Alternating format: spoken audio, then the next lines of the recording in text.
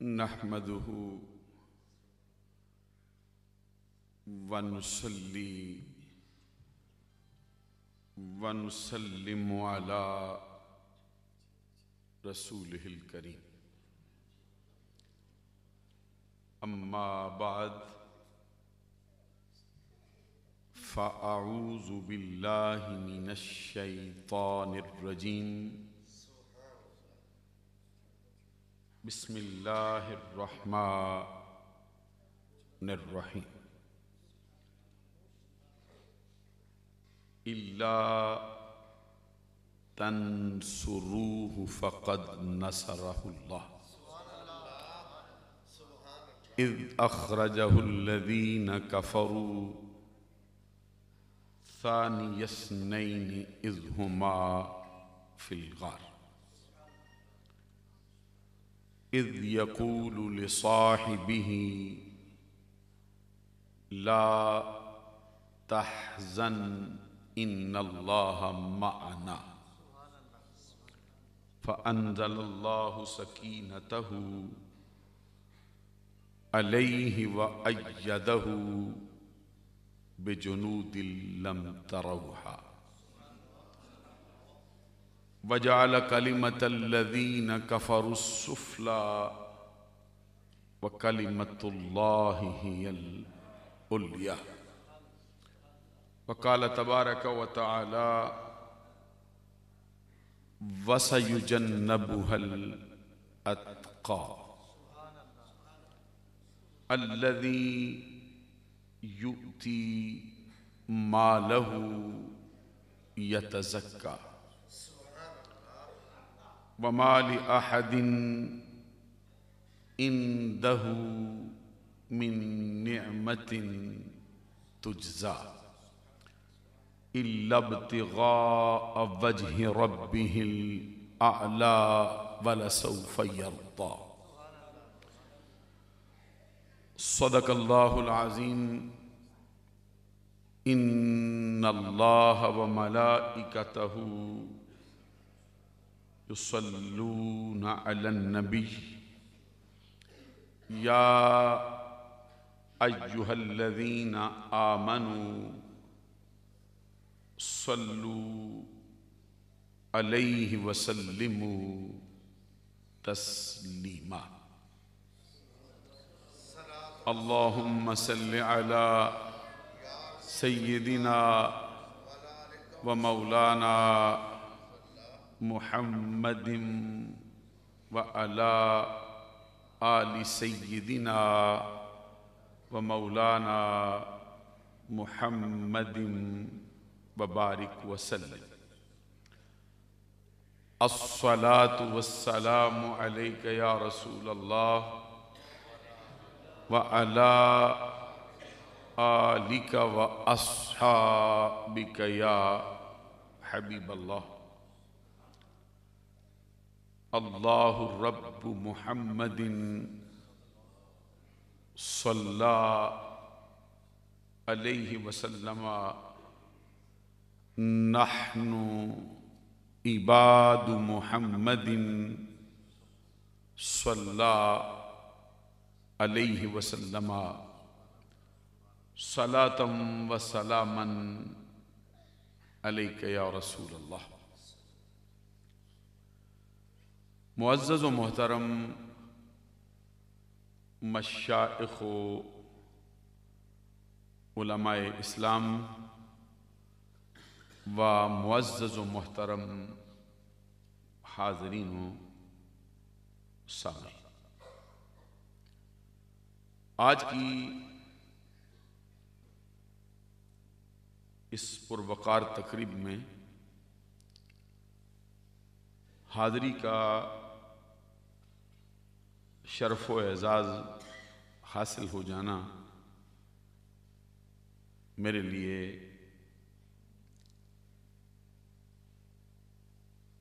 سرمایہ حیات.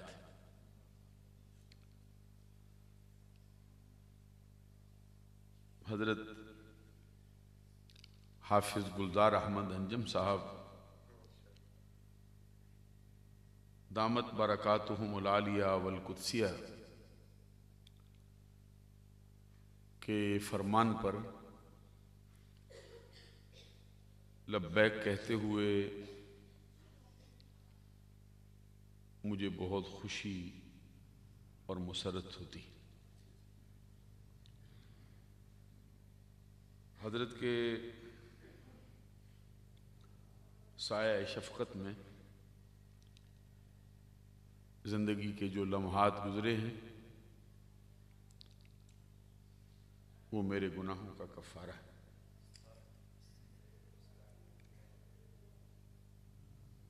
اس طرح حضرت کو اللہ نے ظاہری حسن سے مالا مال کیا ہے، اسی طرح اللہ تبارک و تعالیٰ نے آپ کو باطنی خوبیوں کا بھی مرقع رکھا ہے۔ جو اللہ نے ان کو خلوص کی دولت سے نوازا ہے وہ ہزاروں انسانوں میں سے بھی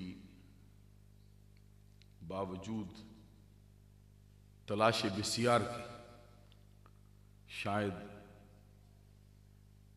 ملنا ناممکن ہو۔ حضرت حافظ گلزار احمد انجم صاحب میرے نزدیک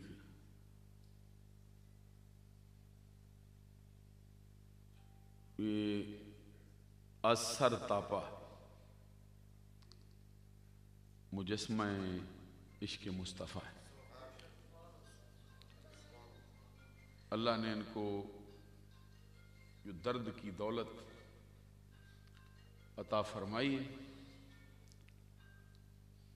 اللہ وہ اپنے کرم سے اہل سنت کے تمام افراد میں منتقل فرما دے۔ میں جب بھی حضرت کا ذکر کرتا ہوں تو میں یہ محسوس کرتا ہوں کہ جو میرے ساتھ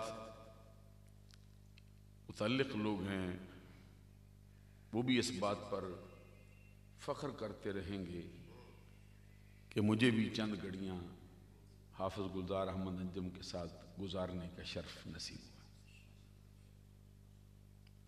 بہت عظیم انسان ہے۔ حضرت نے 30-35 سال پہلے کا تذکرہ کیا ہے، آپ نے سنا ہے۔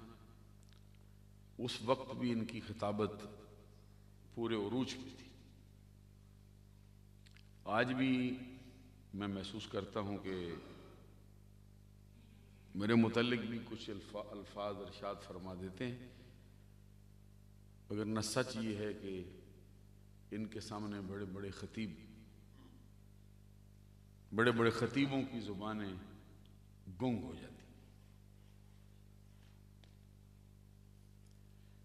اور جتنا اللہ نے خطابت میں ملکہ دیا ہے اس سے کہیں زیادہ حوصلہ دیا۔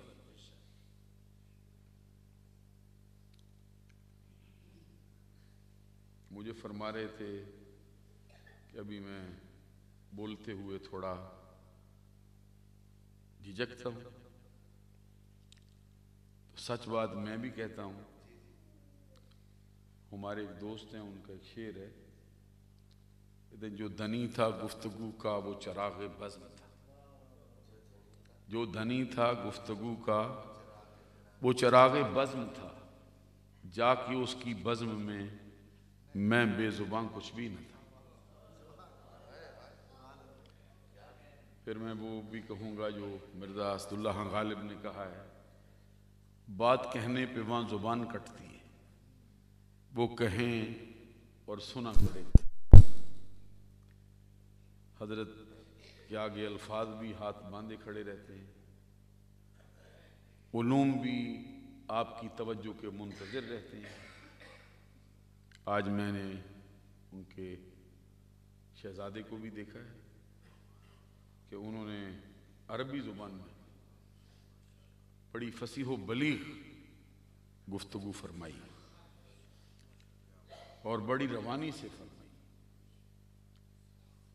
اور میں سمجھتا ہوں کہ ان کی محنت کا بھی بہت دخل ہوگا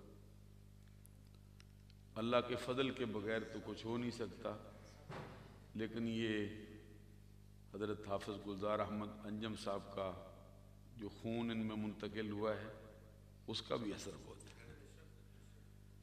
تو علماء کی موجودگی میں ایسی زبان میں کلام کرنا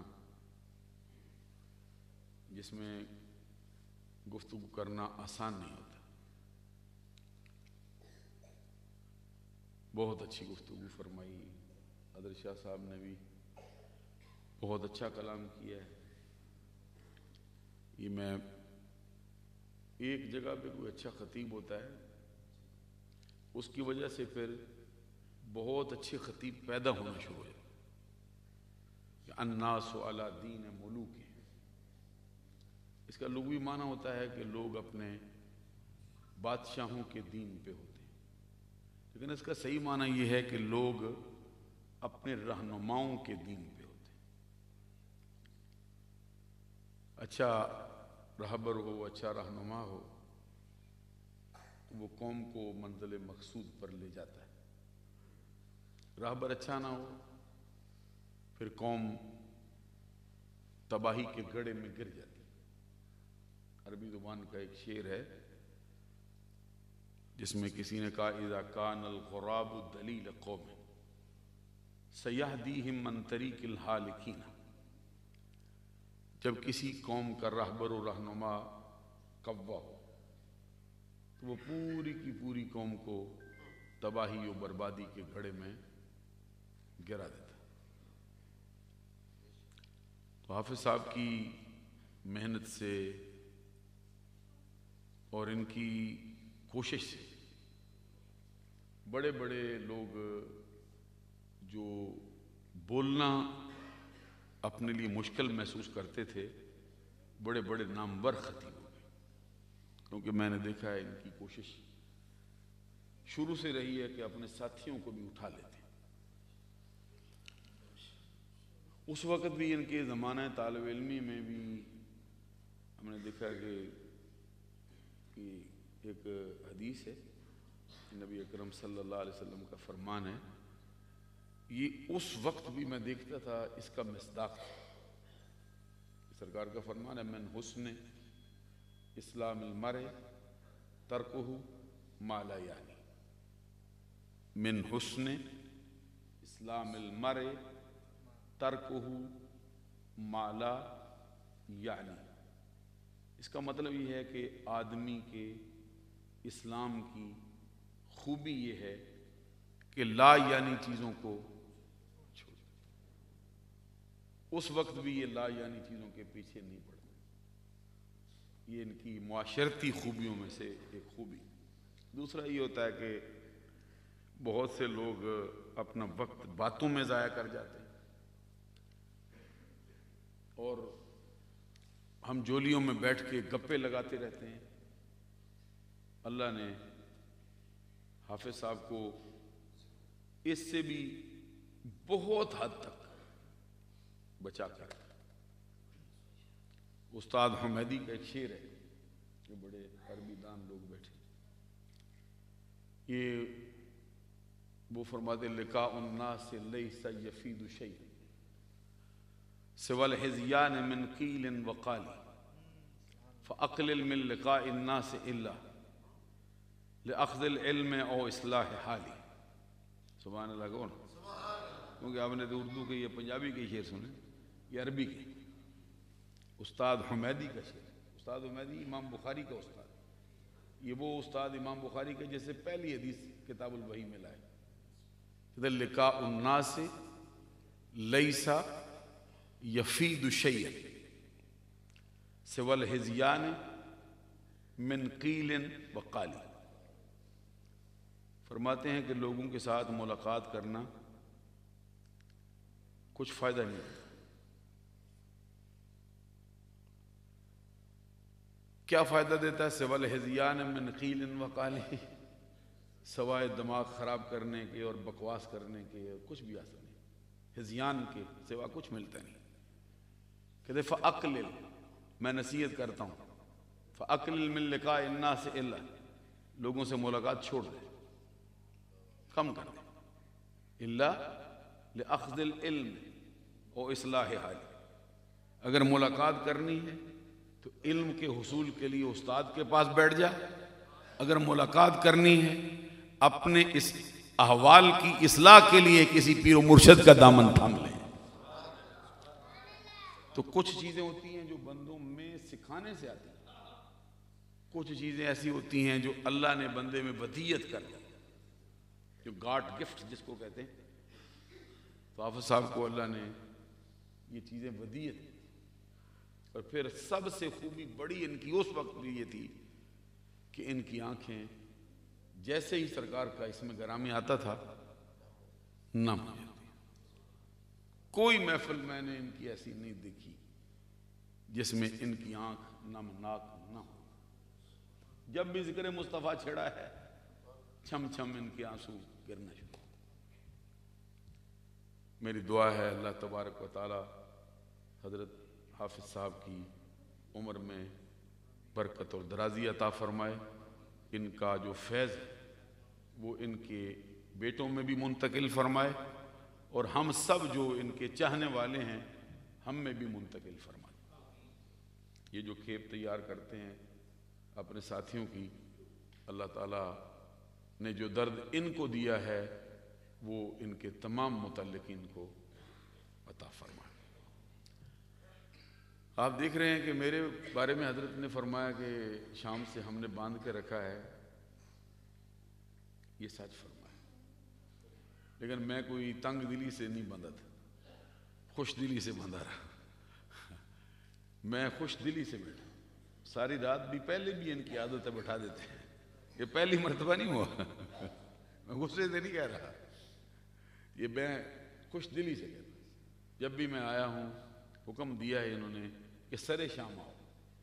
تو عصر کی نماز کے بعد بھی کئی مرتبہ آئے اور فجر تک یہاں بیٹھے. پھر ہماری یہ مسجد بھی ایسی عظیم الشان ہے کہ شام سے محفل شروع ہوتی فجر تک چلتی. تو جیسا آغاز ہوتا اختتام اس سے بھی اچھا ہوتا. یہاں پر آپ نے جو لوگوں کی خدمت کی ہے، علاقے والوں نے، محلے والوں نے، حضرت حافظ صاحب کی آواز پر لبیک کہتے ہوئے، وہ میں نے دیکھا ہے کہ لوگوں کا دل چاہتا ہے یہ کبھی گکھڑ سے بھی ہمیں آواز آئے. یہ لوگ ان کے پیچھے جاتے ہیں تو وہ افراد حافظ صاحب کے پیچھے آتے ہیں. ان کی خوبیوں کی وجہ سے یہ فقیر بھی حضرت حافظ صاحب کے چہرے کے اجالے کا قیدی ہے. یہ آپ کا خادم بھی حضرت کی یہ زلفوں کا اسیر ہے. وہ رکھنے والی اور ہوتی ہے. یہ فقیر اردو بھی جانتا ہے نا. رکھنے والی اور ہوتی ہے.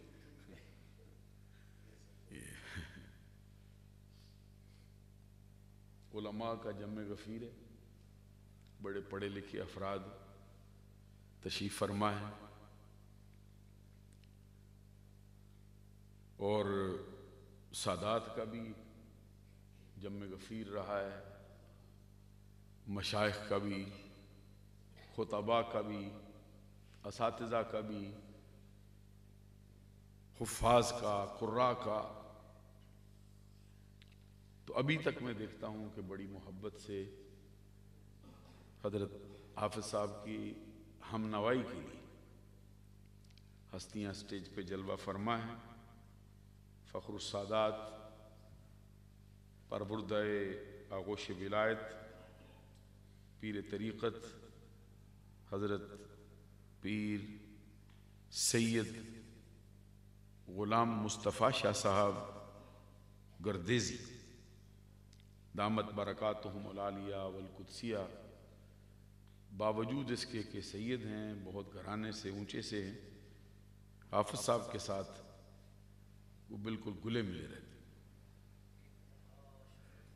فرماتے ہیں کہ انتہا درجے کی شفقت میرے ساتھ فرماتے ہیں. رونق محفل ہیں استاد العلماء حضرت علامہ عابد عمران صاحب چشتی. رونق محفل ہیں استاد العلماء حضرت علامہ مدثر حسین صاحب تشریف فرما ہیں، حضرت ڈاکٹر محمد زبیر افضل صاحب رونق محفل ہیں، پیر طریقت حضرت ڈاکٹر محمد یونس جنیدی صاحب، اور بہت ہی اونچے گھرانے کے چشم و چراغ جو اہل سنت کے حلقوں میں اپنی روحانیت اور اپنے علم کے اعتبار سے ضرب المثل کی حیثیت رکھتا ہے، حضرت صاحبزادہ محمد طاہر جمیل صاحب اور فخر القراء حضرت مولانا قاری شاہد محمود جماعتی صاحب اور حضرت مولانا حافظ محمد عمران مصطفی صاحب۔ مجھے ان سب کی موجودگی میں حضرت مفتی اہل سنت حضرت مفتی صاحبزادہ ایاز محمود صاحب، حضرت علامہ مولانا دلشاد حسین صاحب قادری، وہ ہمارے اہل سنت کے بڑے عالم دین ہیں، بڑے مبلغ ہیں، بڑے خطیب ہیں، ان کے بانجے ہیں۔ اب میں دو چار باتیں کر سکتا ہوں؟ یہ پیچھے مڑ مڑ کے کریں گے یا ادھر کریں گے؟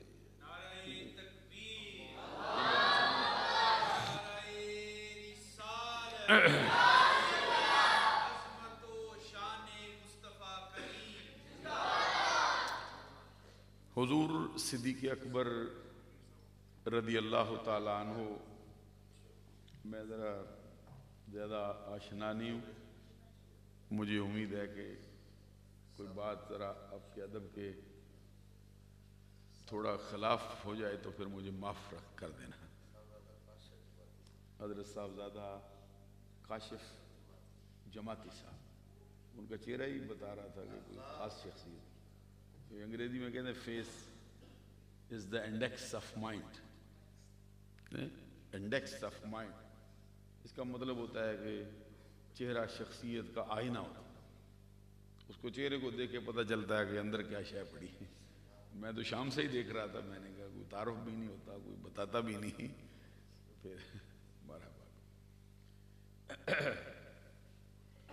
یہ حضور صدیق اکبر رضی اللہ تعالیٰ عنہ، یہ ایک ایسی شخصیت ہے جس کے بارے میں بجا طور پر یہ بات کہی جا سکتی ہے کہ قال اللہ تبارک و تعالی یخلق ما لا تعلمون، اللہ کا فرمان ہے کہ اللہ نے کچھ چیزیں ایسی تخلیق فرمائی ہیں جو تمہاری سمجھ میں نہیں آ سکتی۔ حضرت صدیق اکبر رضی اللہ تعالیٰ عنہ ان نہ سمجھ میں آنے والی چیزوں میں سب سے، نبیوں رسولوں کے بعد سب سے سر فہرست، نہ سمجھ میں آنے والی۔ آپ کی شخصیت کا جائزہ لیا جائے، تقریریں تو آپ سنتے رہتے ہیں، یہ مضمون ہی ایسا ہے، مہینے میں آپ نے بہت تقریریں سنی۔ ایک بات میں کہتا ہوں، وہ ان کی شخصیت کے پیش نظر، ہمارے جو حلقوں میں لوگ رہتے ہیں ان کو معلوم ہے کہ اہل سنت کے فتوے میں 4 امام ہیں، اور اہل سنت کے ہاں عقائد میں 3 امام ہیں۔ مشہور ہے کہ 2 ہیں، صحیح یہ ہے کہ 3 ہیں، کتابوں میں بعض لکھا ہے کہ 2 ہیں، جیسے مفتی صاحب نے فرمایا یہ شہرت کی وجہ سے۔ اہل سنت کے فتوے میں 4 امام اور عقائد میں 3 ہیں، مشہور ہے کہ 2 ہیں، صحیح ہے کہ 3 ہیں۔ آپ کو معلوم ہے کہ فتوے میں حنفی ہیں، مالکی ہیں، شافعی ہیں، حنبلی ہیں۔ میدان عقائد میں ماتوریدیہ ہیں، اشاعرہ ہیں، حنابلہ ہیں۔ فتوے میں ہمارے امام ہیں امام اعظم ابو حنیفہ نعمان بن ثابت رضی اللہ تعالی عنہ۔ اس کے بعد پھر امام مالک ہیں، امام شافعی ہیں، امام احمد بن حنبل ہیں۔ آپ نے الفاظ کو پکڑ لیا ہے ماشاء اللہ۔ اس میں تفضیل ہوتا ہے نا، یہ حمزے کی زبر سے آتا ہے، اس کا زیر سے کوئی تعلق نہیں ہوتا۔ اردو والے پڑھ جاتے ہیں لیکن یہ ہوتا نہیں۔ عقیدے میں جو ہمارے امام ہیں ابو منصور ماتوریدی، دوسرے ہیں امام ابو الحسن اشعری، تیسرے ہیں امام احمد بن حنبل۔ یہ اہل سنت کے عقیدے اور فتوے کی تفصیل ہے جو ہماری کتابوں میں لکھی۔ ہمارا مذہب فتوے میں حنفی اور عقیدے میں ماتوریدی۔ یہ اتنے بڑے امام ہیں کہ داتا گنج بخش علی حجویری بھی اپنا نام لکھے نا تو اپنے نام کے ساتھ لکھتے ہیں حنفی ماتوریدی۔ مجد الفسانی رضی اللہ تعالیٰ عنہ کتنی بڑی شخصیت ہیں، وہ بھی اپنا نام لکھیں تو لکھتے ہیں حنفی ماتوریدی۔ امام احمد رضا رحمۃ اللہ تعالیٰ علیہ اپنا نام لکھیں، لکھتے ہیں حنفی ماتوریدی۔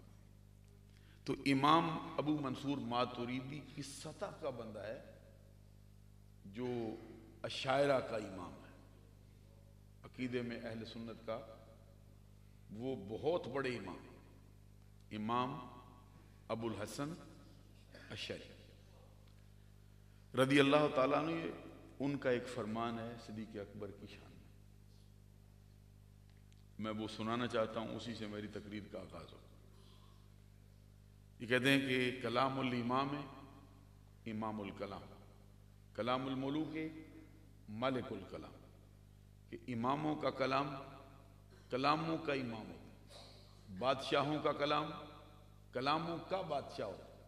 تو یہ جو شخص ہے ایسا امام ہے، ایسا جو ہے وہ بادشاہ ہے جس کے دامن میں سینکڑوں ہزاروں نہیں لاکھوں نہیں کروڑوں ہستیوں نے جس کے دامن میں پناہ لی۔ ابو الحسن اشعری حضور صدیق اکبر رضی اللہ تعالیٰ عنہ کے بارے میں فرماتے ہیں لم یزل ابو بکر بعین الرضا منہ۔ سمجھ نہیں بھی آئی پھر بھی سبحان اللہ کہیں، کیونکہ اس وقت ذرا یہ تقریر اگرچہ تھوڑی سی مشکل ہے لیکن مجھے معلوم ہے کہ حافظ صاحب کے جو سامع وہ صرف سماع نہیں کرتے بلکہ سماع قبول بھی کر جاتے۔ کیا کہتے ہیں امام ابو الحسن اشعری کہتے ہیں لم یزل ابو بکر بعین الرضا من۔ اس کا مطلب یہ ہے، کہتے ہیں حضرت ابو بکر صدیق رضی اللہ تعالیٰ عنہ کی 63 سالہ زندگی میں ایک لمحہ بھی ایسا نہیں گزرا جس میں ان کو رب کی رضا حاصل نہ رہی۔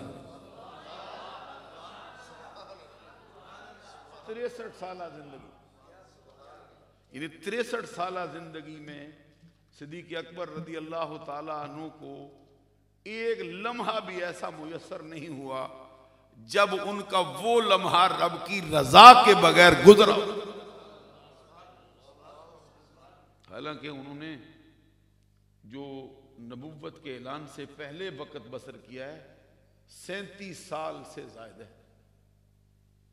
اس میں بھی رب کی رضا ہے۔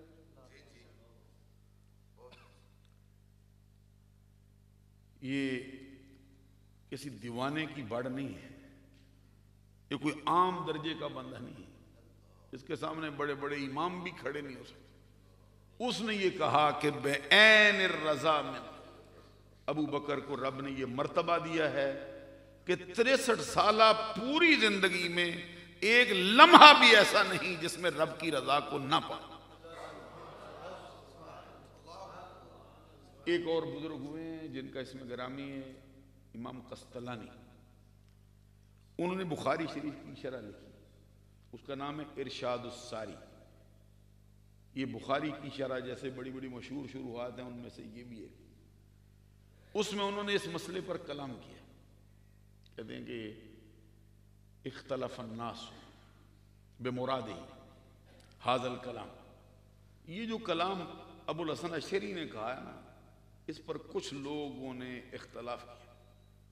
کیوں کیا ہے کہ اس وقت تو ظاہری طور پر نبوت کا فیض ہی نہیں تھا، وحی نہیں اترتی تھی، پھر ابو بکر کو کیسے حاصل ہو گیا؟ 37 سالہ دور میں تو وہ سرکار کی نبوت کے ظاہری فیض سے بھی محروم تھا، کیسے بات؟ اس پر کچھ لوگوں نے اختلاف کیا، اور پھر اختلاف کے بعد ایک نظریے پر سب اہل حق نے اتفاق کر لیا۔ اتفاق کس میں کیا ہے؟ کہتے لم یزل، جس میں کسی نے اختلاف نہیں کیا اہل حق نے، کہتے لم یزل ابو بکر مومنا قبل البعثۃ و بعدہ۔ پھر پڑھتا ہوں ایک مرتبہ سنیں، کہتے لم یزل ابو بکر مومنا قبل البعثۃ و بعدہ، کہ ابو بکر وہ شخص ہے جو سرکار کی نبوت کے اعلان سے پہلے بھی مومن تھا، نبوت کے اعلان کے بعد بھی مومن ہی رہا۔ سبحان اللہ، سبحان اللہ۔ ابھی نبوت کا اعلان نہیں ہوا، ابو بکر مومن ہے۔ سبحان اللہ۔ نبوت کا اعلان ہو جانے کے بعد پھر مومن۔ یہ صدیق اکبر کی شخصیت ہے۔ نبوت کی اس پر کہتے ہیں کہ لوگوں نے، اہل حق نے اتفاق کر لیا کہ ابو بکر وہ شخص ہے جو نبوت کے اعلان سے پہلے بھی مومن، نبوت کے اعلان کے بعد بھی۔ اس پر پھر ایک اور ہستی آئی، وہ کون ہے؟ امام اہل سنت امام محمد رضا رحمت اللہ تعالی علیہ نے پھر فتاوی رضویہ میں اس کے بعد تیسرے نمبر پہ قلم اٹھایا۔ وہ فرماتے ہیں اب کسی شخص کے ذہن میں یہ خیال آ سکتا ہے کہ ابو بکر اگر پہلے ہی مومن تھا تو پھر یہ کیوں کہتے ہو کہ فلاں وقت میں ایمان لائے؟ یہ آپ کو معلوم ہے کہ جو افراد اسلام لانے میں پہل کرنے والے، ان کے بارے میں، یہ 4 افراد کے بارے میں یہ نظریہ پایا جاتا ہے کہ اسلام میں سب سے پہلے ان 4 میں سے کوئی ایک۔ ابتدائی اسلام میں اس پہ جھگڑا بھی ہو جاتا تھا، کیونکہ ہر شخص کا جو رجحان ہے اپنی پسندیدہ شخصیت کی طرف تھا کہ فلاں بندہ لایا، فلاں لایا۔ کون ہے 4؟ ایک نظریہ یہ ہے کہ سب سے پہلے اسلام حضور مولا علی شیر خدا رضی اللہ تعالیٰ عنہ لائے۔ دوسرا نظریہ یہ ہے کہ سب سے پہلے اسلام لانے والے حضور صدیق اکبر رضی اللہ تعالیٰ عنہ۔ ایک نظریہ یہ ہے کہ سب سے پہلے اسلام لانے والی ام المومنین حضرت خدیجۃ الکبریٰ رضی اللہ تعالیٰ عنہ۔ اور ایک نظریہ یہ ہے کہ سب سے پہلے اسلام لانے والوں میں حضرت زید بن حارثہ رضی اللہ تعالیٰ عنہ۔ سب کہو سبحان اللہ۔ زید بن حارثہ وہ شخص ہے جس کا اسم گرامی قرآن میں ہے۔ سرکار کے صحابہ کی تعداد تو 1,24,000 کے قریب ہے، اور تذکرے آئے ہیں، تفصیل آئی ہے، اجمال آیا ہے، فضیلت آئی ہے، مناقب آئے ہیں، ان کا انداز آیا ہے، لیکن نام 1,24,000 میں سے صرف زید کا ہے۔ اس پر سبحان اللہ کہنا۔ فَلَمَّا قَضَى زَيْدٌ مِّنْهَا وَطَرًا، یہ سورۃ الاحزاب۔ اور ان کے لیے سرکار نے ایک اور جملہ بھی بولا ہے جو کسی کو نہیں کہا، کسی کو بھی نہیں کہا۔ سرکار دو جہاں صلی اللہ علیہ وسلم نے زید کے لیے، زید بن حارثہ کے لیے ایک اور بات بھی فرمائی، اور حضرت علی شیر خدا رضی اللہ تعالیٰ عنہ کی موجودگی میں فرمائی، حضرت جعفر طیار رضی اللہ تعالیٰ عنہ کی موجودگی میں فرمائی۔ تینوں کو سرکار نے الگ الگ القابات دیے۔ اس موقع پر زید بن حارثہ سے ایک افاقی جملہ کہا جو کسی کو نہیں کہا۔ کیا فرمایا؟ انت اخونا و مولانا۔ جا کے ادھر سبحان اللہ کو حضور مولا علی شیر خدا سے یہ بات نہیں فرمائی۔ حضرت علی سے فرمایا من کنت مولا فعلی مولا، جس کا میں مولا ہوں اس کا علی مولا۔ زید کی باری آئی، فرمائے انت اخونا و مولانا، تو میرا بھائی ہے، میرا مولا ہے۔ جم کے سبحان اللہ کہنا بولا۔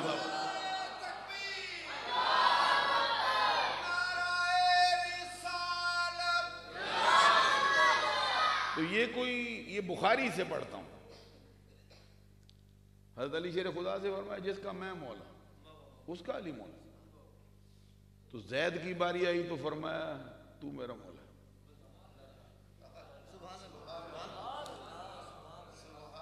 ذرا سبحان اللہ کو نا، مجھے بھی سمجھ آیا۔ تو کیا کسی اور کو نہیں کہا یہ جملہ؟ کسی سے 1,24,000 صحابہ میں سے کسی سے نہیں کہا۔ حضرت علی سے فرمایا یہ ہمارا مسئلہ بھی اس سے حل ہوا ہے۔ کچھ لوگ مولا کے معنی وہ کرتے ہیں جو جائز نہیں ہوتے، اسی وجہ سے پھر حضرت علی شیر خدا کی وجہ سے پھر دوسرے جو خلفائے ثلاثہ ہیں ان پر اعتراض بھی کرتے ہیں، لفظ مولا سے کرتے ہیں۔ تو اہل سنت نے کہا کہ اگر مولا کا وہ معنی ہو جو تم لیتے ہو تو زید کے بارے میں کیا کہو گے؟ اس کو سرکار نے فرمایا کہ تو میرا مولا ہے۔ یعنی ابھی جاگو گے تقریر میں تھوڑی سنوں گا۔ انت اخونا، تھوڑا یاد کرو نا۔ اچھا، بعض بندوں کا خیال ہوتا ہے کہ ہماری مرضی سے نظریہ بیان ہونا چاہیے، شان بھی ہماری مرضی سے کسی کو ملنی چاہیے۔ یہ بہت بڑا بہت بڑا ایک المیہ ہے۔ یہ اچھا جملہ شاہ صاحب نے اضافہ کیا اس کا، یہ المیہ ہے۔ تو بہت سے لوگ اپنی مرضی سے چاہتے ہیں کہ اس کی شان ہماری مرضی سے ہو، یہ فیصلہ بھی ہماری مرضی سے ہو۔ یہ زمانہ رسالت میں بھی کچھ لوگوں کو یہ خلجان تھا۔ کس کے بارے میں تھا؟ سرکار کے بارے میں۔ وہ کہتے ہیں ان کو نہیں ملنی چاہیے تھی شان۔ معلوم ہوا کہ ٹیڑھے ذہن تو ہر زمانے میں ہوتے رہتے۔ یعنی اب سرکار کے بارے میں اللہ کا فیصلہ ہے کہ نبیوں کے سردار ہے، تو کچھ لوگوں کو یہ بات پسند نہیں تھی، تو اللہ نے جواب میں کہا تھا ان الفضل بید اللہ یؤتیہ من یشاء واللہ یختص برحمتہ من یشاء۔ فضل اللہ کے قبضے میں ہے، جس کو چاہتا ہے عطا فرما دیتا ہے، اپنی رحمت کے لیے جس کو چاہتا ہے وہ خاص فرما دیتا ہے۔ تم سے پوچھنے کا رب پابند نہیں۔ آج کو بندہ اپنی مرضی سے کہ نہیں شان یوں ہونی چاہیے۔ یہ ہر شہر میں نے یہ مصیبت دیکھی ہے، ہر جگہ پر ہم نے یہ دیکھا، بندہ اپنے مرضی سے جاتا، تیری میری مرضی سے کچھ ہونے والا نہیں۔ مرضی خدا کی ہے، مرضی مصطفیٰ کی ہے۔ بس یہ ابو بکر کے بارے میں فیصلہ مصطفیٰ کرے یہ ان کی شان ہے، علی کے بارے میں مصطفیٰ فیصلہ کرے یہ ان کی شان۔ جس کے لائق علی کو جانا وہ اس کو دیا، جس کے لائق ابو بکر کو جانا وہ اس کو عطا کیا۔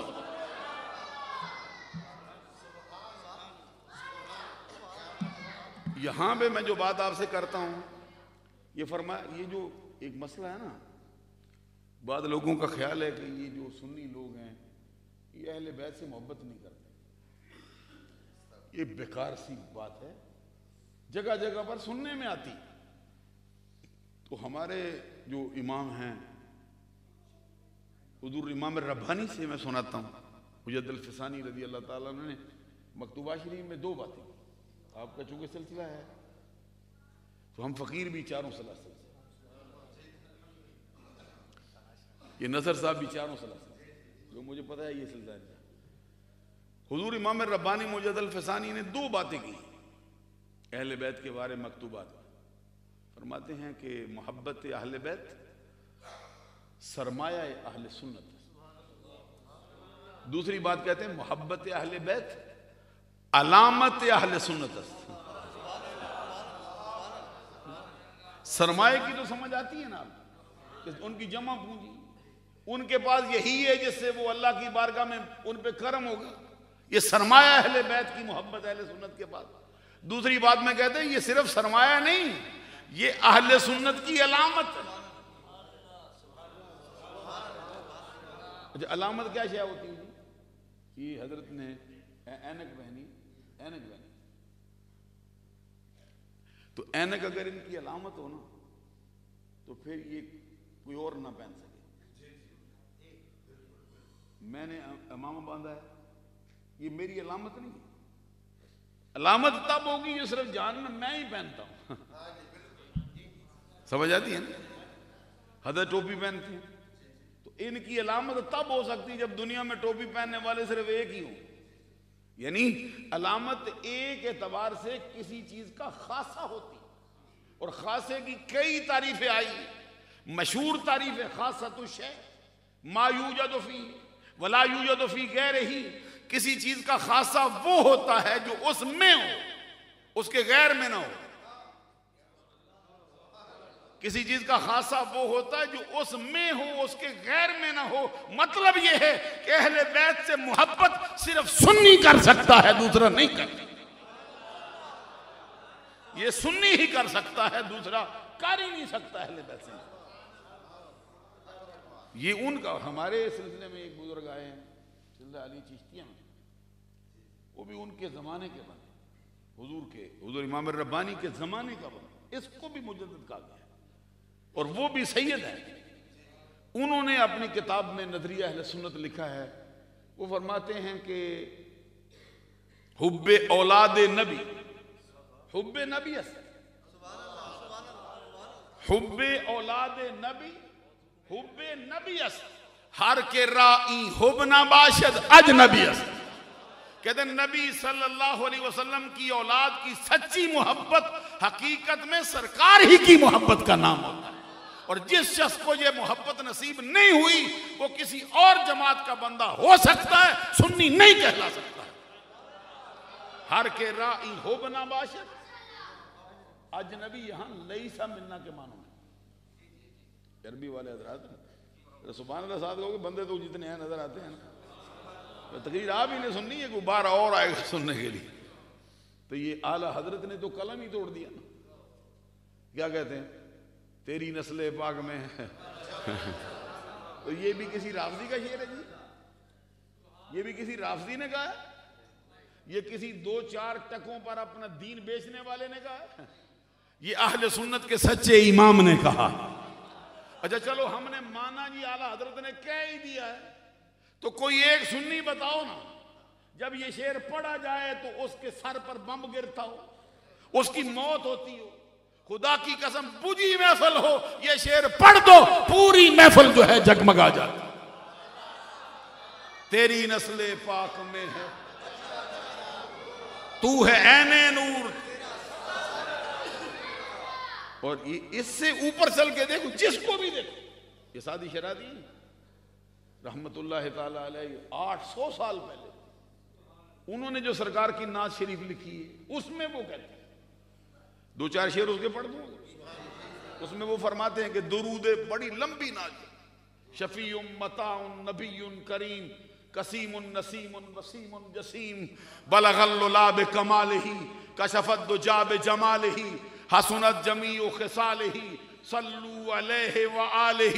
حبیب خدا اشرف انبیاء کہ عرش مجید اشبود متقا سوار جہانگیر یکراں براق بگذشت از کسر نیلی رواق بکسر نیلی رواق زبان تا بود در دہاں جائے گیر ثنائے محمد بود دل پذیر درود ملک بر روان تو بعد بر اصحاب و بر پیروان تو بعد نخستی ابو بکر پیر مرید عمر پنجہ بر پیچ دیوے مرید خردمند عثمان شب زندہ دار چہارم ملی شاہ دلدل سوار خدایا بحق بنی فاطمہ کے برکول ایماں کنم خاتمہ اگر دعوتم رد کنی ور قبول منو دست و دامان آلے.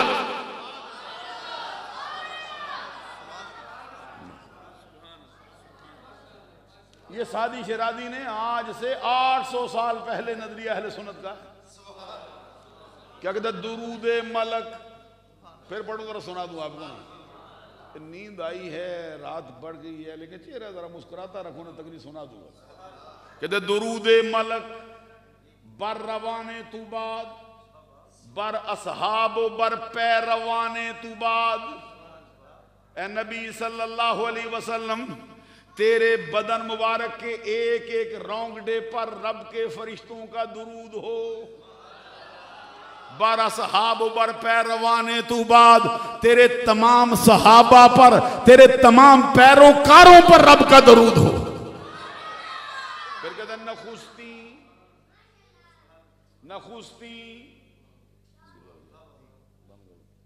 نخستی سنو جی کیا جملہ ہے. نخستی یہ 2 سال پہلے اسلام آباد میں بڑی کانفرنس ہوئی فقیر کو بھی بلایا بڑے علماء. یہ جملہ میں نے پڑھا نخستی 3-4 مولانا کہتے آگے بھی بولو نا. میں نے کہا پہلے سمجھو نا تو کہتے سمجھاؤ نا. میں نے کہا فرید الدین عطار سمجھاتا ہے. نخستی وہ کہتے خواجہ اول کے اول یار اوست ثانی اسنین ادھوما فی الغار اوست. سادی شرازی کہتے ہیں نخستی پہلا سبحان اللہ کہہ نا ذرا جا کر. پہلا نخستی ابو بکر پیر مرید عمر پنجہ بر پیج خرد مند عثمان شب زندہ دار چہارم ملی شاہ دلدل سوار. اسی کا ترجمہ کیا میاں محمد بخش نے. عارف کھڑی بھی پیچھے نہیں رہا. وہ کیا کہتے ہیں پیر مرید. یہ مانا پیر مرید صدیق اکبر سن پہلے یار پیارے. پہلے پر سبحان اللہ کہنا. پیر مرید صدیق اکبر سن پہلے یار پیارے. حق جنہاں دے ثانی اسنین اذہما فی الغار. دوجا یار فاروق عمر سی عدل کی تاج سے چھڑ کے اے شیطان رجیم رلایا پنجے اندر پھڑ کے. شب بیدار غنی سی تریجا جام میں جو قرآن. شب بیدار غنی سی تریجا جام میں جو قرآن. عثمان ذوالنورین پیارا مہتر یوسف ثانی. آگے دیکھو کیا کہتے ہیں. چوتھا یار پیارا پائی خاصا دل دا جانی. یہ سنیوں کا انداز دیکھنا علی کو کیسے بولا تھے. کہتے ہیں چوتھا یار پیارا پائی خاصا دل دا جانی دل دا سوار علی ہے حیدر شیر حقانی. سادی شرازی کہتے خدایا بحق بنی فاطمہ. یہ کو سنی کہتا ہے یہ شیعہ کہتا ہے. خدایا بحق یہ سنیوں کا نعرہ ہے. خدایا بحق بنی فاطمہ کہ برقول ایماں کنم خاتمہ. ہم ذرا فقیر ہیں کنم پڑھتے اوروں کو مبارک ہو وہ کو نہیں پڑھتے. فقیر واحد متکلم پڑھتا وہ واحد حاضر کا پڑھتا. خدایا یہ ذرا فارسی والے. خدایا بحق بنی فاطمہ کہ برقول ایماں کنم خاتمہ. سادی شرازی کیا کہتے ہیں مولا اولاد فاطمہ کے صدقے سے میرا خاتمہ ایمان پہ کرے. میرا خاتمہ ایمان پہ کرنا. آگے جملہ دیکھو. اگر دعوتم رد کنی ور قبول. اگر تو میری دعا کو قبول کرے تیری عطا تیرا کرم تیری مہربانی. اگر تو میری دعا کو رد کرے مجھ فقیر کے پاس کیا شے ہے؟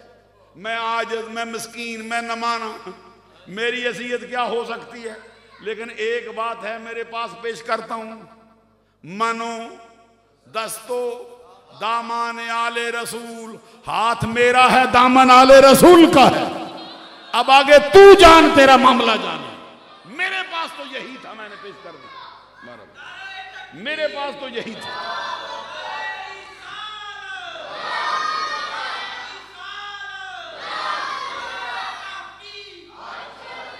یہ اہل بیت کے ساتھ جو پیار کا حال ہے، سادی شیرازی نے کہا نا، اگر دعوتم رد کنی ور قبول، منو دستو دامان، میں ٹھہر کے پڑھتا ہوں ذرا آپ کے ذہن میں بیٹھے، منو ایک ہوتا ہے نا ذرا جل تیزی سے پڑھتے، یہ تراویح میں فقیر بھی تیزی سے نہیں پڑھتا،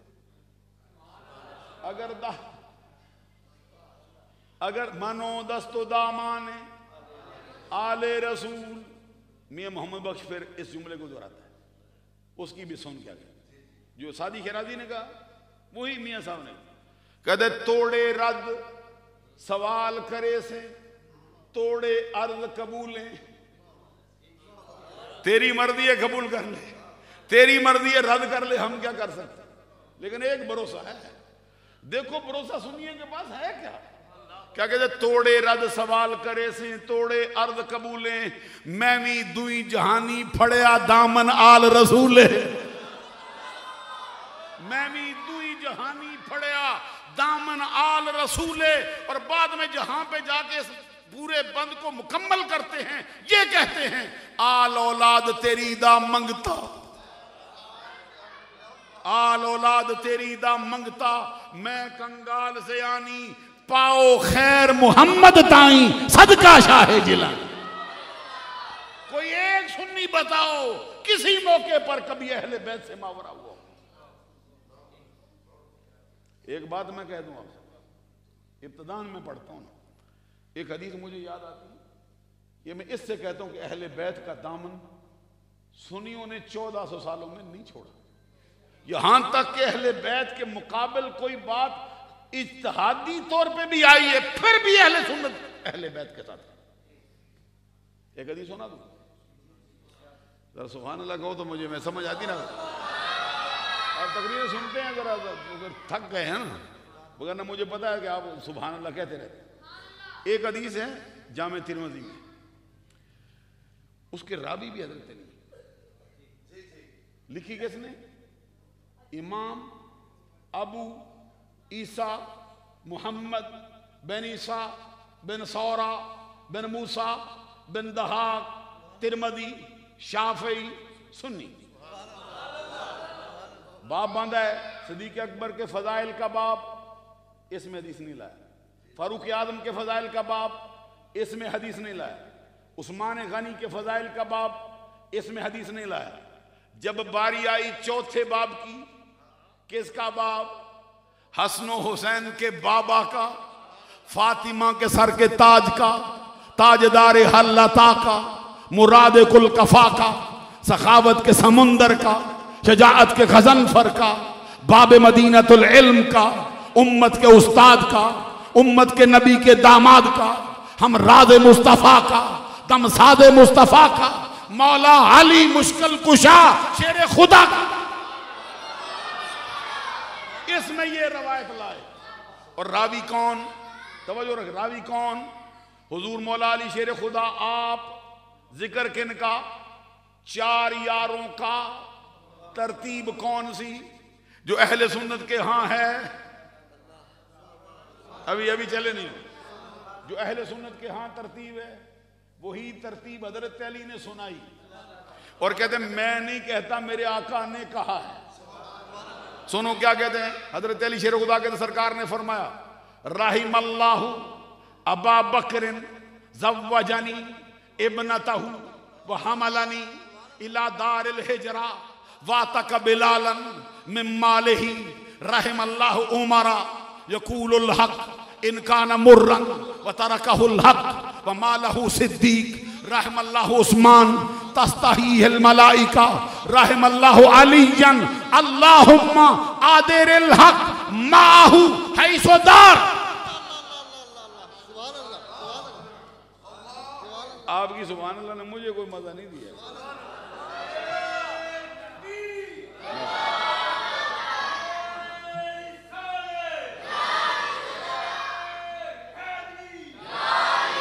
کبھی تقریر ہوتی ہے شعروں سے, کبھی تقریر ہوتی ہے حدیث مصطفیٰ سے.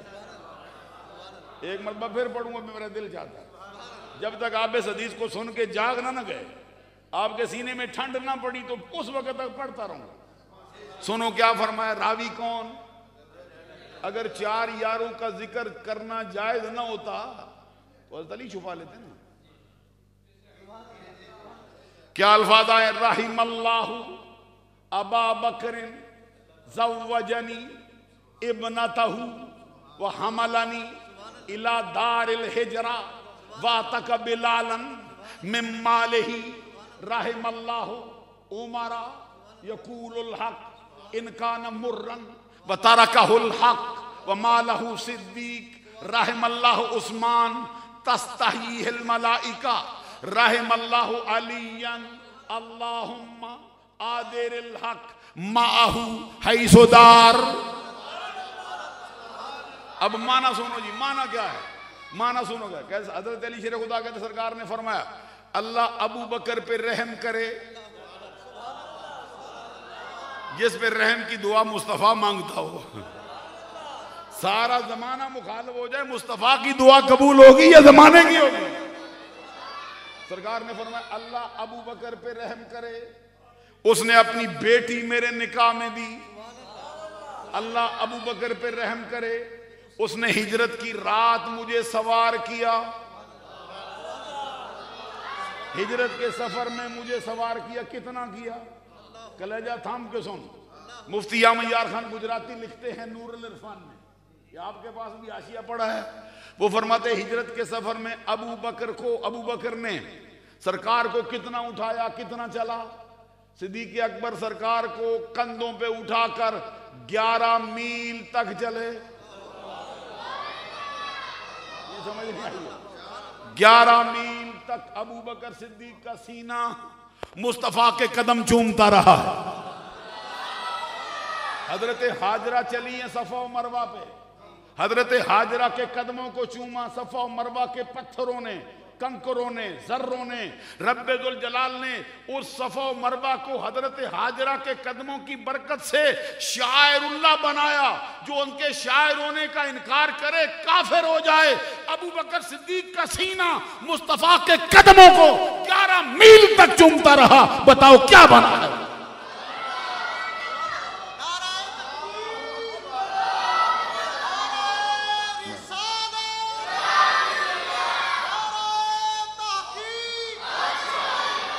گیارہ میل تک مصطفیٰ کے قدم مبارک اور ابو بکر کا سینہ.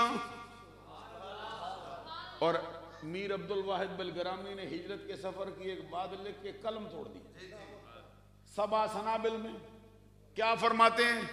کہتے ہیں جب سرکار کو رب نے حکم دیا نا ہجرت کرنے کا, اس وقت کافروں نے سرکار کے پورے گھر کو گھیرے میں لے لی اور بڑے برے ارادے سے آئے تھے. ہر گھر کا ایک ایک بندہ تلواریں لے کے چڑھ دوڑا اس نبی پر جس کی انگلی اٹھتی ہے چاند کا کلیجہ چر جاتا ہے, جس کا ہاتھ اٹھتا ہے ڈوبا سورج پلٹ کے وقت اثر پہ آ جاتا ہے, جس کی توجہ ہوتی ہے کنکریوں سے کلمے کی آواز آ جاتی ہے, جس کا اشارہ ہوتا ہے جڑ درخت سے اکھڑ کر بارگاہ مصطفیٰ.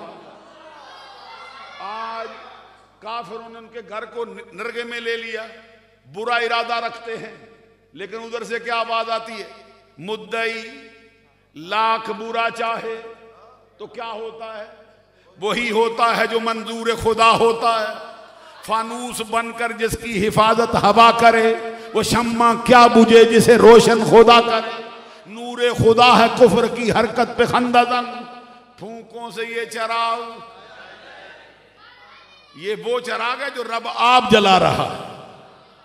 آقا کونین صلی اللہ علیہ وسلم کو رب نے حکم دی مصطفیٰ ہجرت کرو. اس وقت سرکار کے پاس کون تھا؟ سرکار کے حجرہ اقدس میں کون ساتھی تھا؟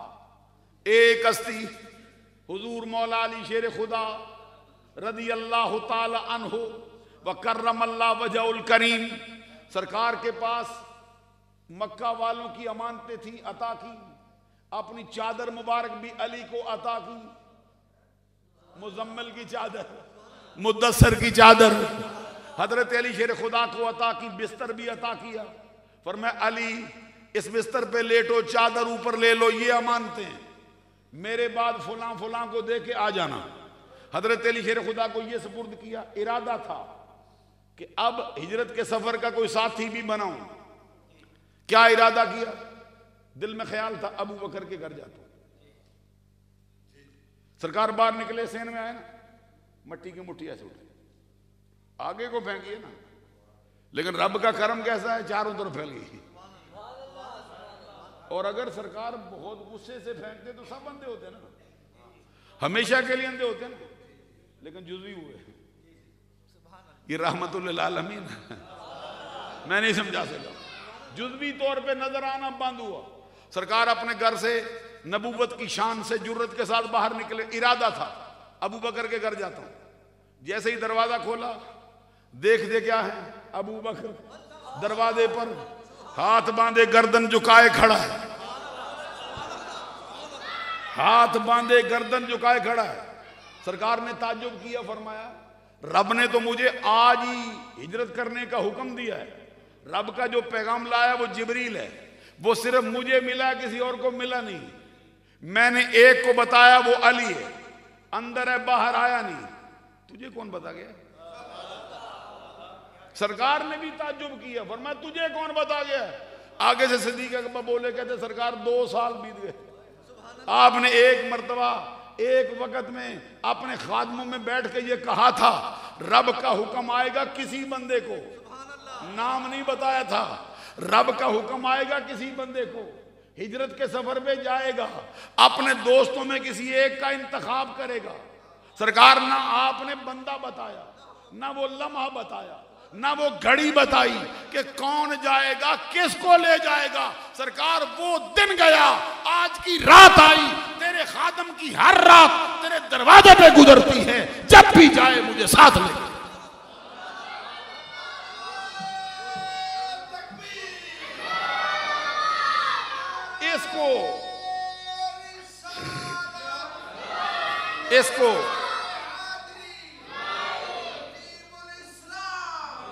اس کو لکھنے کے بعد میر عبد الواحد بلگرامی کہتے ہیں اس دھرتی پر آسمان کے نیچے بڑے بڑے پیر آئے، آسمان کے نیچے بڑے بڑے مرید آئے، لیکن اس دھرتی پر مصطفیٰ سے بڑا پیر کوئی نہیں، ابو بکر سے بڑا مرید کوئی نہیں۔ سب سے بڑے پیر کا نام مصطفیٰ ہے، سب سے بڑے مرید کا نام ابو بکر صدیق رضی اللہ۔ سرکار نے فرمایا وہ حاملانی الى دار الحجرہ، ابھی سبحان اللہ بھی ساتھ دو، چہرہ ذرا مرجایا نا میرے، کیونکہ مجھے عادت ہے ذرا چہرے دیکھتا رہتا ہوں، چہرہ مرجا جائے پھر تقریر نہیں ہو سکتی، چہرے پہ ذرا مسکراہٹ رکھو نا، زندہ کرنے والی تقریر۔ ہجرت کے سفر میں پھر سرکار غار ثور میں آئے، کتنا وقت ابو بکر کے ساتھ گزرا، کتنی توجہ ابو بکر کو حاصل ہوئی اور بلا شرکت غیر حاصل ہوئی۔ ایک طرف نگاہ مصطفیٰ چہرہ ابو بکر کا، دوسری طرف نگاہ ابو بکر کی چہرہ مصطفیٰ کا۔ ایک جملہ سمجھا دوں میں، حضور مجد الفسانی رضی اللہ تعالیٰ عنہ کے پیر و مرشد ہیں، حضرت خواجہ باقی باللہ رضی اللہ، کیا شان ہے اس پیر کی جو مجدد کا پیر ہے،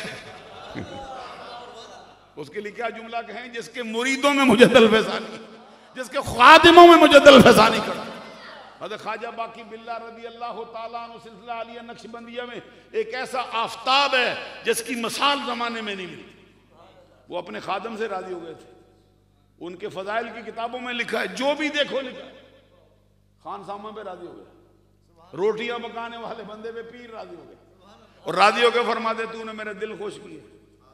راضی اس لیے ہوئے تھے کہ ان کے کوئی مہمان آئے تھے، آدھی رات بھی گزر گئی، اس کے بعد اب مہمانوں کو کھانا کون کھلائے گی آدھی رات کو، ٹھنڈ پڑی ہے، تو خان سامہ اٹھا تھا، تاڑ گیا تھا کہ پیر کی کوئی خاص مہمان ہے، کھانا پکایا آگے رکھ دیا، پیر صاحب نے دیکھا کہ سخت مشقت کی ہے میرے خادم نے، مہمان گئے تو بلا لیا، بلا کے فرمایا بول کیا چاہتا ہے؟ فرمایا تو نے میرا دل خوش کیا ہے، تیرا خوش کر دیں گے۔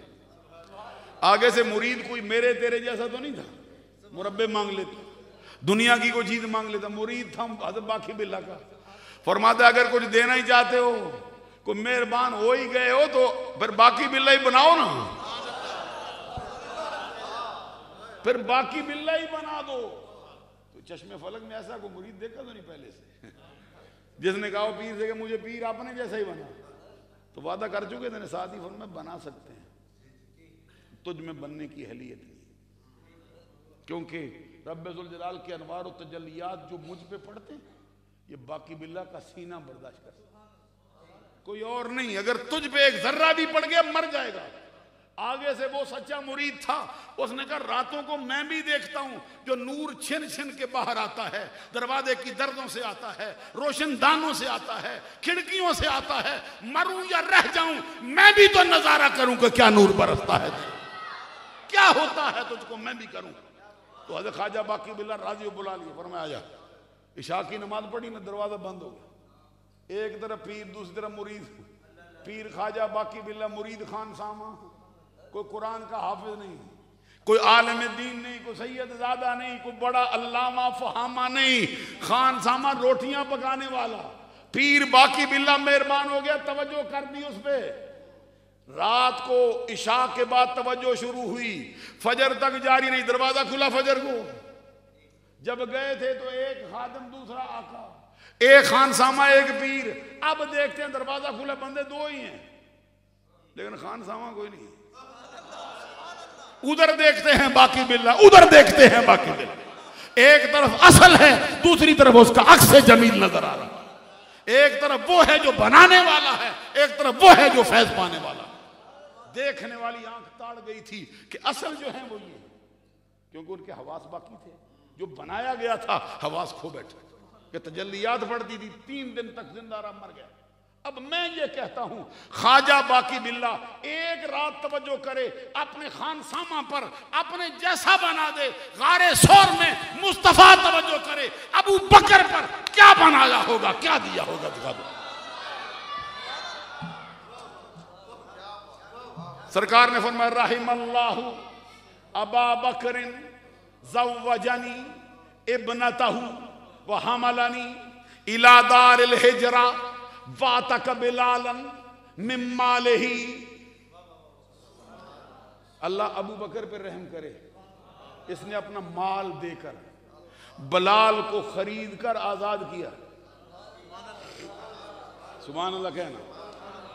یاد بلال حبشی کو مار پڑتی تھی، صدیق اکبر نے دیکھا، بارگاہ رسالت میں حاضر ہوئے، سرکار اجازت دو خریدیں۔ سرکار نے فرمایا تیرا انتظار ہو رہا تھا نا، جانا۔ حضرت صدیق اکبر آئے، امیہ بن خلف سے جا کے کہا یہ تیرا غلام خریدنا چاہتا ہے۔ امیہ بن خلف تو پہلے ہی جان چھوڑانا چاہتا ہے۔ حضرت ابو بکر صدیق گئے، تیرا سیاہ فام غلام خریدنا چاہتے، اگر احصار کر سکے تو میرے ہاتھ پہ فروخت کر۔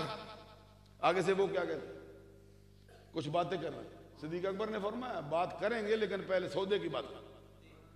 اٹھا اس نے، صدیق اکبر ایک غلام تھا، گورے رنگ والا، چٹے رنگ والا، بڑے اونچے درجے کا ماہر کاریگر، اس کا نام تھا نستاس۔ اس کے سر پہ جا کے آتا، کہتے یہ دیتا ہے۔ وہ غلام تھا لیکن آگے 20 کے قریب اس کے غلام تھے، آگے سینکڑوں بھیڑیں اس کے پاس تھی، سینکڑوں گائیں اس کے پاس تھی، سینکڑوں بکریاں اس کے پاس تھی۔ جا کے یہ دیتا ہے۔ صدیق اکبر نے کہا بس یا کچھ اور؟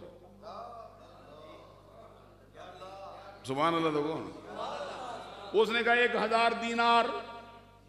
صدیق اکبر نے 1000 دینار دی، فرمایا بس یا کچھ اور؟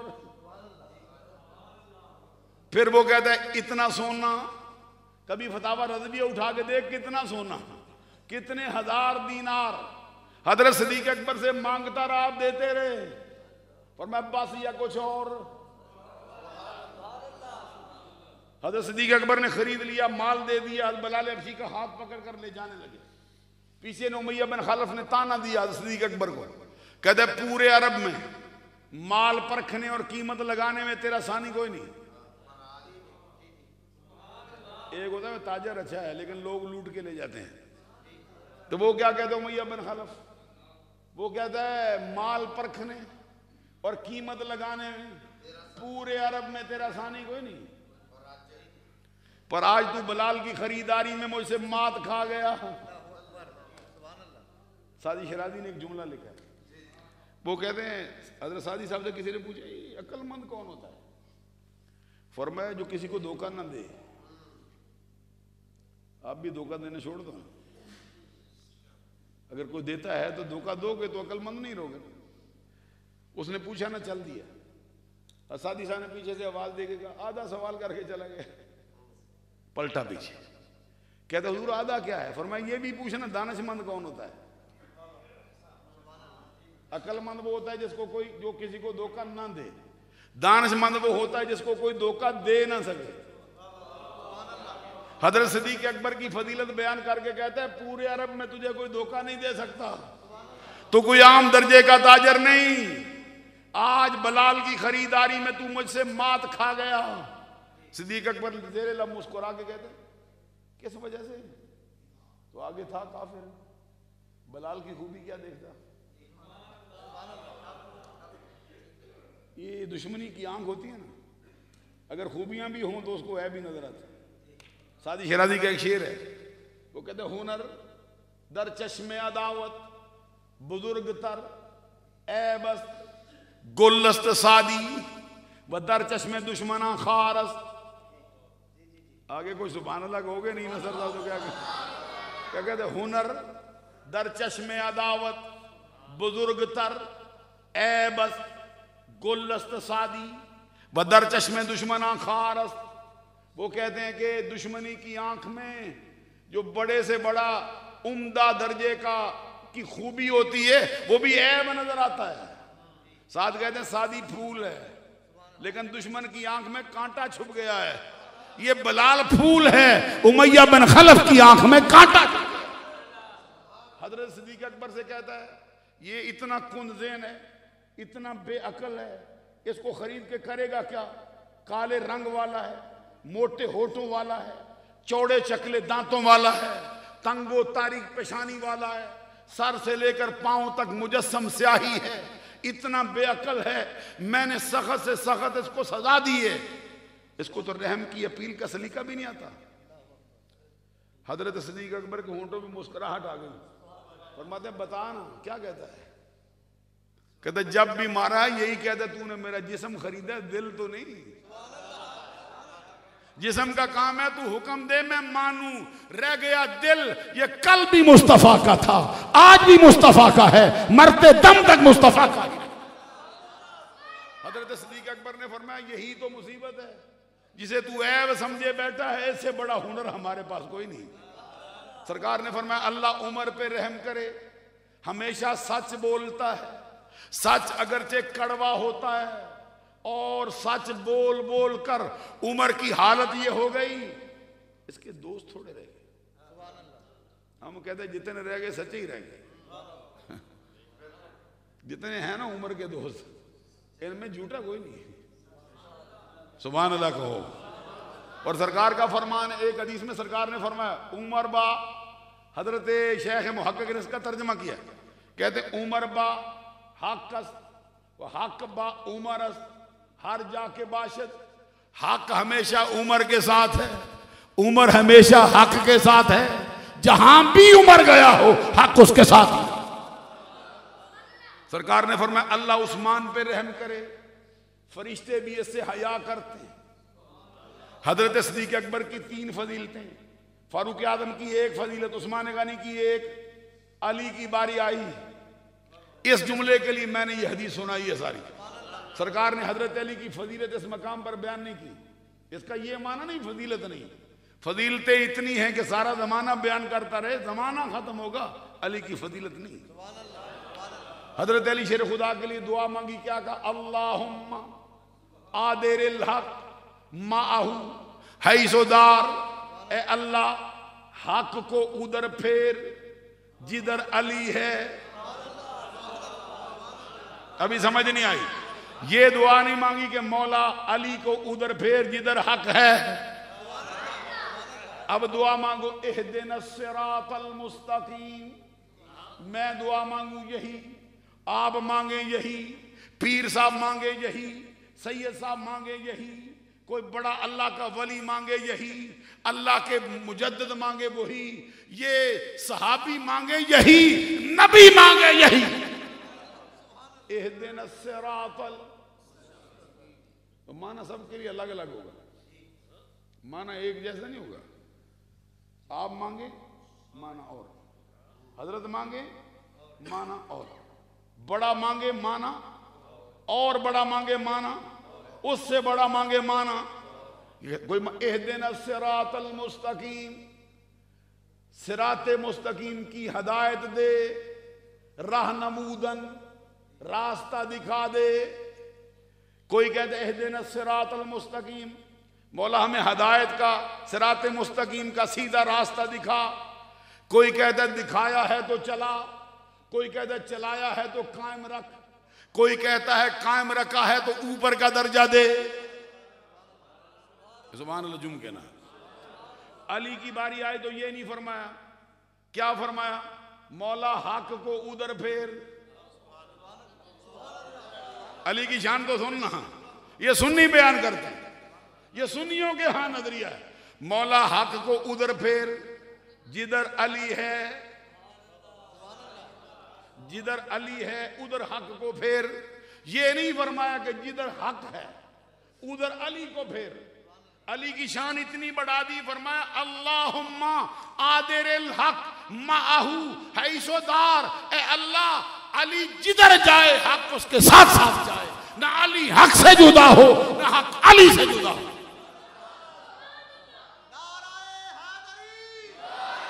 اب وہ جو مشہور حدیث ہے علی مع الحق والحق مع علی، حق علی کے ساتھ ہے، علی حق کے ساتھ ہے. نہ علی حق سے جدا ہوا نہ حق علی سے جدا ہوا. 1400 سالوں میں سنیوں کے کسی ایک مفتی کا فتویٰ سنا جس نے کہا ہو کہ حق علی سے کبھی جدا ہوا؟ نہیں سمجھے. 1400 سالوں میں علی سے وفا کا حال کیا ہے؟ جتنے مشاجرات ہوئے صحابہ علی کے درمیان، اہل سنت نے کہا نیت ان کی صحیح ہے، نیت ان کی صحیح ہے، لیکن قدم پڑنے میں اجتہادی معاملہ ان سے سردد ہو گیا. حق علی کے ساتھ رہا. علی کے مقابل آئے حضرت عائشہ صدیقہ، حق کس کے ساتھ؟ تو کس نے کہا نہیں ابھی میری طرف دیکھتے نہیں. سبحان اللہ. کون؟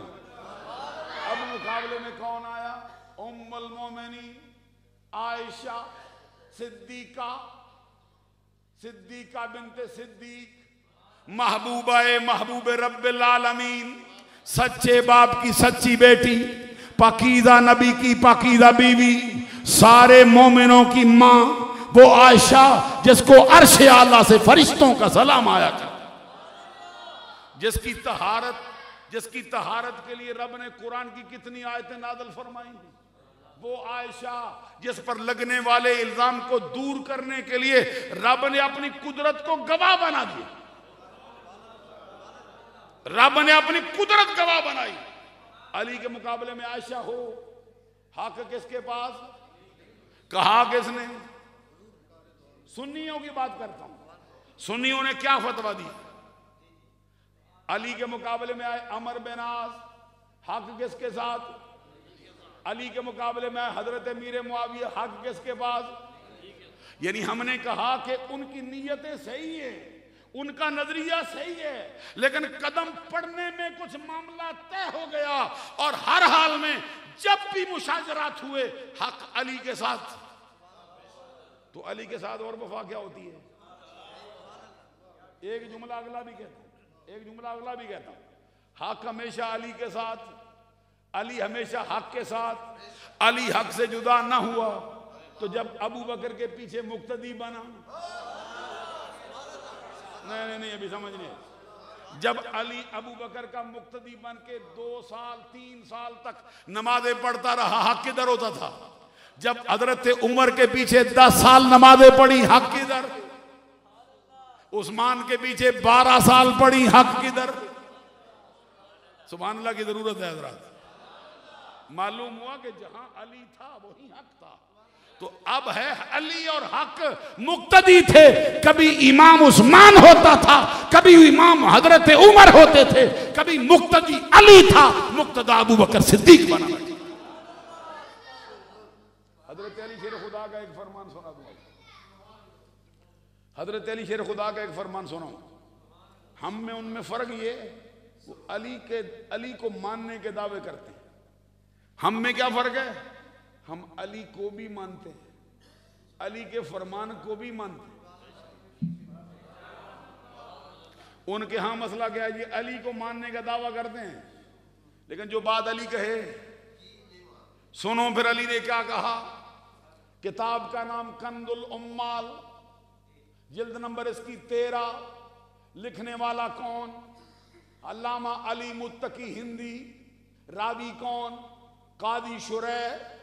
حضرت علی شیر خدا کا تربیت یافتہ، جس کو علی نے پالا، جس کی علی نے تربیت کی، جس کو قاضی لگایا، قاضی نام کا نہیں، حقیقی اعتبار سے جج لگایا۔ جج کون سا؟ چیف جسٹس، قاضی القضاء کا عہدہ دیا علی نے، اور اس کی عدالت میں ایک مرتبہ نہیں کئی مرتبہ خود پیش ہوئے۔ جس کے نام کے ترانے گاتے ہو اپنی تقریروں میں، وہ قاضی شریح کہتا ہے میں نے سرزمین کوفہ میں اپنے آقا علی شیر خدا کو منبر پر بیٹھے ایک اعلان کرتے سنا۔ اعلان کیا تھا؟ حضرت علی شیر خدا سے وہ کہتے سمیتو علی یقول خیر ہذہ الامہ بعد نبیہا ابو بکر ثم عمر ثم عثمان ثم آنا۔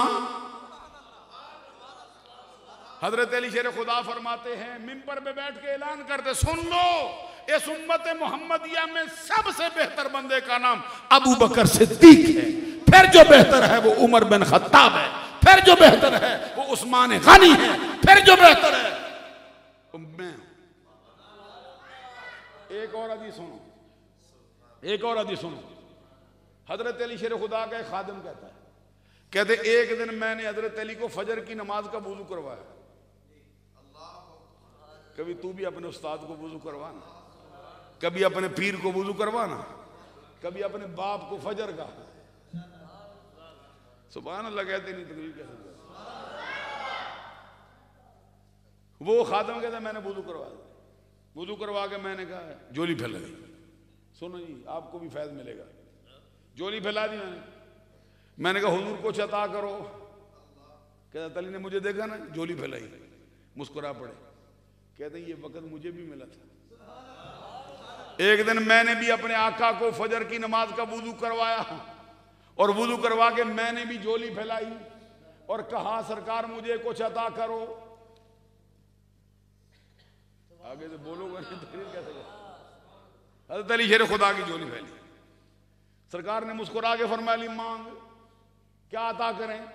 حضرت علی شیر خدا کہتے سرکار اول من یدعا الی الحساب فی یوم القیامہ، اس رات سے پردہ اٹھاؤ، قیامت کے دن سب سے پہلے حساب و کتاب کے لیے کس کو بلایا جائے گا؟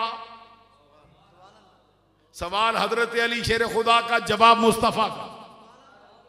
حضرت علی کہتے میں نے کہا سرکار سب سے پہلا بندہ کون سا ہے جو حساب و کتاب کے لیے بلایا جائے گا؟ جواب میں سرکار نے فوراً فرمایا ابو بکر، سب سے پہلے ابو بکر۔ پھر کہتے میں نے پھر پوچھا ثم من، پھر کون؟ سرکار نے فرمایا ثم عمر۔ کہتے میں نے پھر پوچھا ثم من۔ توجہ رکھو، توجہ رکھو حضرات، پہلے پوچھا پہلے کون؟ فرمایا ابو بکر۔ پھر پوچھا کون؟ فرمایا عمر۔ کہتے تیسری مرتبہ پوچھا ثم من۔ سرکار نے مسکرا کے فرمایا ثم انت یا علی، علی تیسرے نمبر پہ تو حساب و کتاب کے لیے بلایا جائے گا۔ حضرت علی کہتے ہیں میں نے فوراً ہی کہا اینا عثمان۔ حضرت علی شیر خدا کے دل میں عثمان کا خیال کیوں آیا؟ اس لیے کہ حضرت علی کہتے ہیں سرکار ہر موقع پر تیسرے نمبر پہ عثمان آتا ہے، آج عثمان کدھر گیا؟ مجھے لے آئے، میرا نمبر ہے چوتھا، تیسرے پہ کیوں لائے؟ جواب میں سنو سرکار نے کیا کہا؟ آقا کونین صلی اللہ علیہ وسلم نے فرمایا اس ذات کی قسم جس کے قبضہ قدرت میں محمد کی جان ہے، میری امت کا سب سے پہلا بندہ جو حساب و کتاب کے بغیر جنت میں جائے گا عثمان ہے، عثمان ہے، عثمان ہے۔ سب سے پہلا بندہ جو جنت میں جانے والا حساب و کتاب کے بغیر ہوگا حضرت علی راوی ہے، عثمان غنی۔ حضرت علی کہتے ہیں میں نے کہا سرکار ابو بکر کو بھی حساب و کتاب میں لائے ہو، فاروق اعظم کو بھی لائے ہو، مجھے بھی لائے ہو، عثمان کو کیوں نہیں؟ فرمایا حیا کرتا ہے نا، حیادار بندہ ہے۔ حضرت علی شیر خدا کہتے ہیں سرکار ہوا کیوں؟ فرمایا میں نے دعا مانگی ہے۔ سرکار کیا؟ فرمایا اس لیے مانگی ہے کہیں حساب و کتاب دینے میں بھی شرما نہ جائے۔ ایک حدیث اور سنو، بات ختم کرتا۔ حضرت ابو دردہ مشہور صحابی رسول ہیں رضی اللہ تعالیٰ عنہ فرماتے ہیں ایک دن میں مدینہ شریف کی گلی میں آگے آگے ایسے چل رہا تھا، کہتے اتفاق ایسا کہ پیچھے پیچھے صدیق اکبر چل رہے، تھوڑا سا چلے نا تو سامنے سے سرکار تشریف لے آئے۔ ابو دردہ کی مقدر پہ بھی قربان جائیں، ایک طرف مصطفیٰ ہیں پیچھے ابو بکر صدیق۔ کہتے سرکار مجھے ملے، مخاطب کر کے فرمایا ابو دردہ اس کے پیچھے چلتا ہے تو تجھ سے افضل ہے، اس کے آگے چلتا ہے، اس کے آگے چلتا ہے جو تجھ سے افضل ہے۔ معلومہ سنی جو کسی کی طرف بزرگ کی طرف پشت کر کے نہیں چلتے، یہ اپنے قیاس سے نہیں مصطفیٰ کے فرمان سے چلتے، کہ بڑے بزرگ ہیں پشت نہ کرو، چہرہ کر کے چلو۔ حضرت ابو دردہ کہتے سرکار نے فرمایا اس کے آگے چلتا ہے جو تجھ سے افضل ہے۔ کہتے ہیں میں کھڑا ہو گیا، میں نے کہا سرکار صرف مجھ سے افضل یا مدینہ والوں سے بھی افضل؟ سرکار نے فرمایا تجھ سے بھی افضل، پورے مدینے سے بھی افضل۔ کہتے ہیں میں نے پھر سوال کر دیا سرکار صرف مجھ سے، صرف مدینہ والوں سے یا کسی اور سے بھی؟ سرکار نے فرمایا تجھ سے بھی افضل، مدینہ والوں سے بھی افضل، مکہ والوں سے بھی افضل۔ کہتے ہیں میں نے پھر پوچھا سرکار صرف مجھ سے، مدینہ والوں سے، مکہ والوں سے یا کسی اور سے؟